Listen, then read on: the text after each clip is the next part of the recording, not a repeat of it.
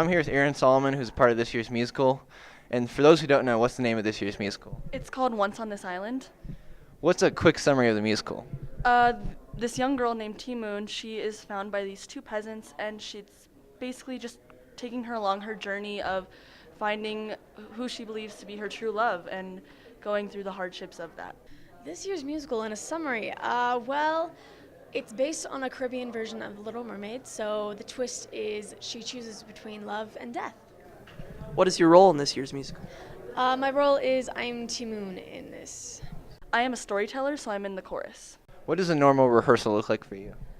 Normal rehearsal typically starts with vocal and dance warm-ups before we start off with the opening number of the show, and we just sort of work our way throughout the entire show, seeing what we can improve and how we can improve to make the show even better. Well, normally in rehearsal, we start off with just reading lines and going through the motions of that. And then the progression is we start with the songs so that we can learn the songs, and then we go into choreography or blocking depending on what's the main thing in the play, because sometimes it's mainly singing, sometimes it's mainly dancing or acting, so it really depends on what the main thing is. What work is needed for students to have a successful production? Oh man. Well, in terms of sheer time, our students will put in about 20 to 25 hours of rehearsal a week for 8 to 10 weeks. So that's 180 hours of work. They've got to memorize all their lines. They've got to learn, for this show, Once on This Island, they've got to learn about an hour of choreography.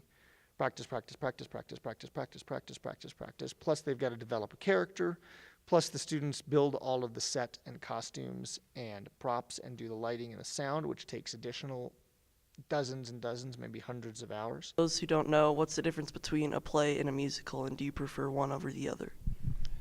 Yeah, a musical definitely I prefer, because it's that musical element. A play has no music. A musical is dialogue and music, and that's where my passion is. What are the responsibilities of being a producer or director? Director oversees everything, oversees the acting, oversees the tech, oversees the music, oversees all those elements that help a musical fall into place, ready for performance. Do you have any pre-game or pre-performance traditions that you have before you go on stage?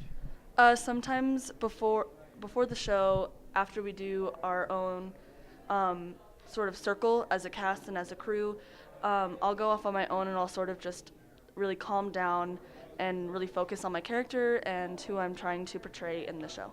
Usually we sing a couple of traditional songs that are just warm-up songs, and then we have a tradition of where we go right over left and we go all in a circle with the tech and cast, and we just go in a circle and we say, we're just so excited to do the show, and then we have a little chant for that. We do a group warm-up together. We chant.